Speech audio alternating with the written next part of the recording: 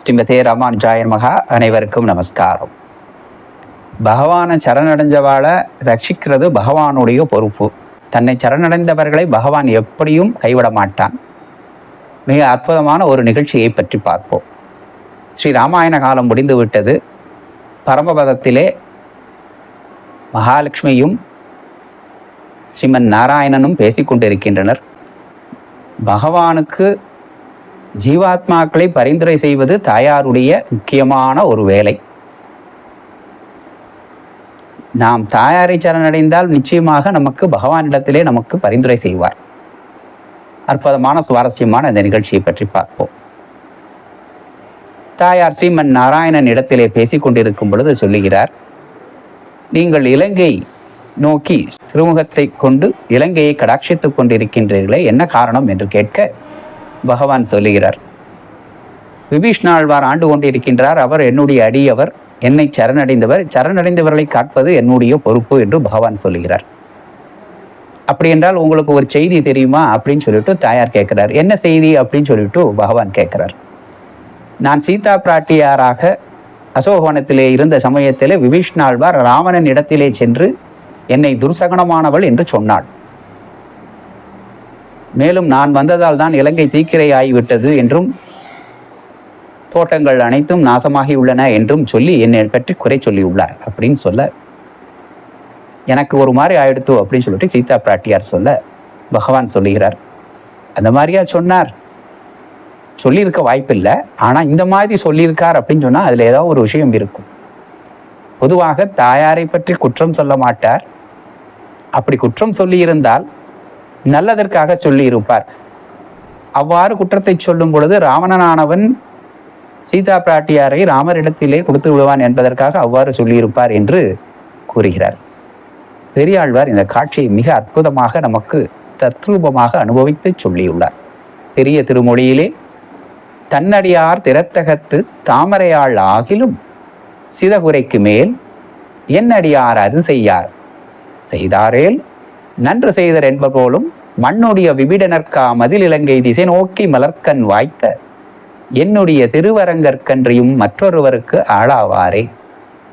தன்னடியார் திறத்தகத்து, தனக்கு அடிமைப்பட்டவர்கள் விஷயத்திலே தாமரையாள் மகாலட்சுமியே ஆனாலும் சிதகுரைக்கு மேல் குற்றம் சொன்னால், என் அடியார் அது செய்தார், செய்ய மாட்டார் என்னுடைய அடியார்கள், செய்தாரேல் நன்று செய்தார் என்பர் போலும், செஞ்சிருக்காருன்னா நல்லதுக்காகத்தான் செஞ்சிருப்பார் அப்படின்னு சொல்லிட்டு, மண்ணுடைய விபிடனர்க்கா மதில் இலங்கை திசை நோக்கி.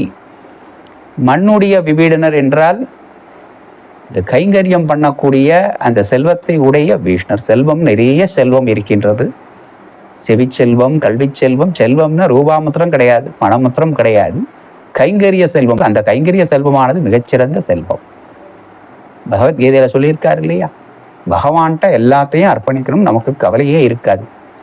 ஸ்ரேயோகி ஞானம் அபியாசா ஞானாத் தியானம் விசிஷ்யதே தியானாத் கர்ம பல தியாகா தியாகா சாந்திர் அனந்தரம். ஸ்ரேயோகி ஞானம் அபியாசா,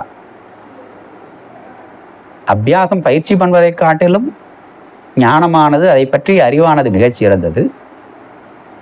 ஞானாத், ஞானத்தை காட்டிலும் தியானம் விசிஷ்யத்தே, பெருமாளை பற்றி நம்ம தியானம் பண்ணிட்டு இருக்கிறது ரொம்ப விசேஷமானது.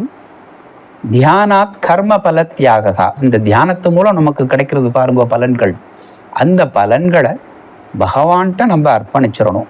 இப்படி பெற்றா பகவான் நமக்கு எந்த விதமான கவலையும் வராது, நம்ம நிம்மதியாக இருப்போம். தியானாத் கர்ம பல தியாகா தியாகா சாந்தி அனந்தரம். ஆட்டோமேட்டிக்காக நம்மளை நோக்கி கவலையற்ற வாழ்வு கிடைக்கும், பகவானை சரணடைஞ்சது. அதைத்தான் பகவான் பகவத்கீதையில சொல்லியிருக்கார் 12வது அத்தியாயத்திலே பக்தி யோகத்திலே. அதை போன்று பெரியாழ்வார் விபீஷ்ணன் சரணாகதி அடைந்தவன், சரணாகதி அடைந்த விபீஷ்ணனானவர் பெருமாளையே அவன் நினைத்து கொண்டிருப்பதனால் பெருமாள் அவன் குற்றம் செய்திருக்க மாட்டார். குற்றம் செய்திருந்தாலும் மன்னிக்கக்கூடிய குணமானது பகவானுக்கு இருக்கும். ஆனால் அவர் குற்றம் சொல்லியிருப்பார் என்று நான் சொல்லவில்லை, ஆனால் அவர் குற்றம் செய்திருப்பார் என்று பகவான் சொல்லவில்லை, நல்லதற்காகத்தான் செய்திருப்பார் என்று பகவான் சொல்லுகிறார். இந்த இடத்துல பெருமாளுடைய அந்த ஆர்ஜவ குணம், மனம், வாக்கு, செயல், இந்த மூணும் தெளிவாக இருக்கணும், சுத்தமாக இருக்க வேண்டும். தன்னை சரணடைந்தவர்களை பெருமாள் கண்டிப்பாக கைவிட மாட்டான். அச்சுதன் அப்படின்னு சொன்னா நழுவாமல் இருப்பவன் என்று பெயர். நிச்சயமாக நம்ம யாரையும் கைவிட மாட்டான். பகவானுடைய சரணாகதி அப்படிங்கிறது ரொம்ப முக்கியமானது.